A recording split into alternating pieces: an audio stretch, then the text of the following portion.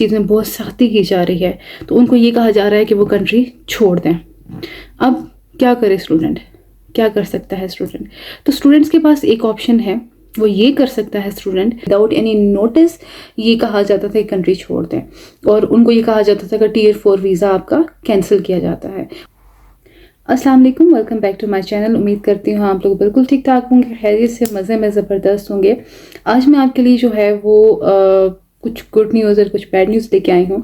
मेरे ख्याल से सबसे पहले आपसे गुड न्यूज़ शेयर करती हूँ, उसके बाद बैड न्यूज़ शेयर करती हूँ। सबसे पहले तो मुझे ये बात समझ नहीं आ रही कि यूके गवर्नमेंट को खुद समझ नहीं आ रही कि वो क्या करें लोगों के साथ। उन्होंने बहुत सारी न्यूज़ जो है वो लोगों के लिए स्प्रेड की, वो स्टूडेंट्स को परेशान करना चाह रहे थे, लेकिन वो खुद बहुत परेशान हो चुके हैं। उनको समझ नहीं आ रही कि वो क्या करें। उनमें आपस में जो है वो काफ़ी कन्फ्लिक्ट हो चुका है। कोई कह रहा है कि जी जो गवर्नमेंट ने स्टेटमेंट्स दी हैं वो बिल्कुल गलत है, और कुछ कह रहे हैं कि जो गवर्नमेंट ने स्टेटमेंट दी हैं वो बिल्कुल ठीक है, लेकिन ज़्यादातर उनको बैकलैश का सामना करना पड़ा है अपने ही लोगों से। सबसे पहले मैं आपसे गुड न्यूज़ शेयर करती हूँ। गुड न्यूज़ ये है कि गवर्नमेंट ने कुछ दिन पहले जो अनाउंस किया था कि जो ब्रिटिश यहाँ पे जो सिटीज़न हैं वो अपने जो पार्टनर्स हैं उनको जो है वो स्पॉन्सर वो सिर्फ एक कंडीशन पे कर सकते हैं कि जो उनका एनुअल थ्रेश होल्ड है वो 38,700 होगा, तो ही वो अपने पार्टनर्स को स्पॉन्सर कर सकते हैं। अब इस चीज़ पे यूके गवर्नमेंट को बहुत क्रिटिसिज्म का सामना करना पड़ा है अपने ही लोगों की तरफ से। उस पे ये हुआ कि कुछ टाइम तो जी सारे बड़े परेशान रहे कि ये कैसे होगा। Of course it's a big deal, हर बंदा जो है वो इतना नहीं करता पर ईयर पर एनम। तो फिर गवर्नमेंट को अपना डिसीजन चेंज करना पड़ा, और यही गुड न्यूज़ है कि और अब जो है वो 29,000 पे आ चुका है, और ये अपडेट हो चुका है, ये गूगल पे भी मेंशन है। सो ये है एक आप लोगों के लिए गुड न्यूज़। अच्छा, तो अब इसके बाद जो है वो बैड न्यूज़ है, और वेरी बैड न्यूज़ है वो ये है कि बहुत सारे स्टूडेंट्स जो हैं वो यहाँ पे अपनी परफॉर्मेंस, अपनी एकेडमिक परफॉर्मेंस अच्छी नहीं दे रहे हैं। कुछ स्टूडेंट्स जो है वो अर्निंग के चक्कर में अपनी अटेंडेंस शॉर्ट कर रहे हैं, और कुछ स्टूडेंट्स जो हैं वो अपनी फ़ी पेड नहीं कर रहे टाइम से। अब हुआ ये है कि होम ऑफिस को यूनिवर्सिटी डायरेक्ट इन्फॉर्म कर रही है, और होम ऑफिस जो है वो विदाउट एनी नोटिस जो यूनिवर्सिटी स्टूडेंट्स को ईमेल कर रही है कि वो एज सुन एज पॉसिबल ये कंट्री लीव कर दें।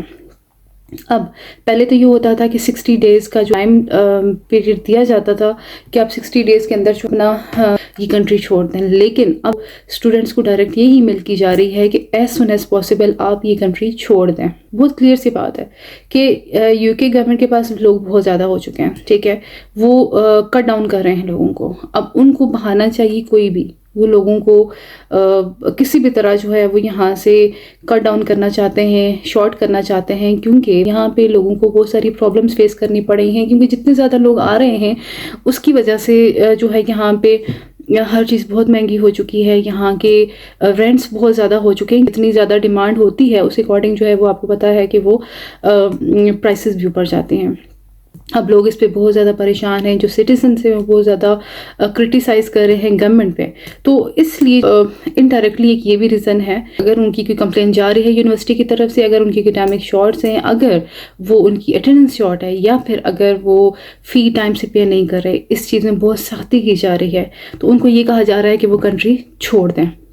अब क्या करे स्टूडेंट, क्या कर सकता है स्टूडेंट?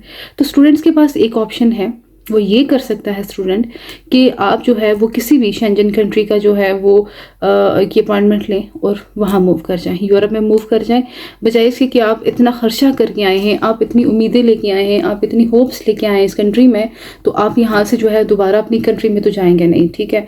आप ये करें कि आप किसी भी यूरोप की कंट्री में मूव कर जाएं। अच्छा, तो ये कोई पहली दफ़ा नहीं हुआ, 2012 में भी गवर्नमेंट ने ऐसा ही स्टेप लिया था कि जो स्टूडेंट्स थे डायरेक्ट एक ईमेल की जाती थी कि आपको ये कंट्री लीव करनी है एज सुन एज पॉसिबल, और स्टूडेंट्स के पास और कोई ऑप्शन नहीं होता था। उनको ये कंट्री छोड़नी थी, उनको विदाउट एनी नोटिस ये कहा जाता था कि कंट्री छोड़ दें, और उनको ये कहा जाता था कि Tier 4 वीज़ा आपका कैंसिल किया जाता है, और इसको आप चैलेंज में नहीं कर सकते हैं अनटिल अनलेस कि अगर आपके पास कोई बहुत जेन्युइन रीज़न नहीं है, आप इसको चैलेंज नहीं कर सकते हैं। लेकिन इसमें एक बड़ा हाथ हम लोगों का अपना भी है, वो इसलिए कि हम लोग हर चीज़ का बहुत मिसयूज़ करते हैं, हम सिस्टम का बहुत मिसयूज़ करते हैं। केयर होम की जो जॉब्स हैं उसमें कितना मिसयूज़ किया ये सबको पता है।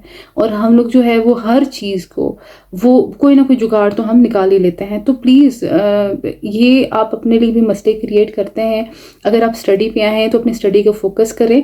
आपका जितना भी टेन्योर है, अगर आपके 2 साल हैं, 1 साल है डिग्री का, तो वो गुजर जाएगा। आप थोड़ी सी स्ट्रगल करें, अपनी मेहनत ज़्यादा करें और ये शॉर्टकट्स को छोड़ के आप अपनी जिस चीज़ मकसद के लिए आए हैं उस मकसद पे फोकस करें तो ज़्यादा बेहतर होगा। शॉर्टकट्स अगर आप लेते हैं तो वो शॉर्ट टाइम के लिए होता है, ठीक है, उसका जो रिज़ल्ट होता है वो इतना अच्छा नहीं होता है।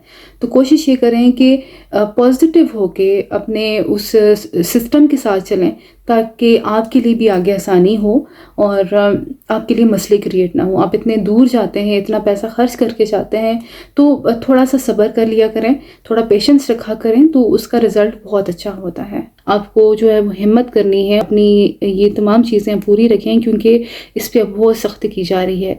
अब जो है ना वो नरमी नहीं भरती जा रही किसी भी स्टूडेंट के साथ। तो बस ये थी मेरी आज की वीडियो और इंशाल्लाह मैं फ़र्दर इन्फॉर्मेशन के साथ फ़र्दर जो अपडेट्स आएंगी तो मैं आपके साथ वो भी शेयर करूँगी। मेरे चैनल को लाइक, सब्सक्राइब और शेयर करना मत भूलिएगा। और अगर आपको कोई इन्फॉर्मेशन चाहिए, कोई भी अपडेट चाहिए तो आप मुझे कमेंट कर सकते हैं। अगर आपको स्टूडेंट वीज़ा से रिलेटेड कोई अपडेट चाहिए तो आप मुझे इंस्टाग्राम पे मुझे मैसेज कर सकते हैं, तो मैं आपको जो है वो उसका रिस्पॉन्स ज़रूर दूँगी। मिलते हैं नेक्स्ट वीडियो में। Till then take care. अल्लाह हाफ़िज़।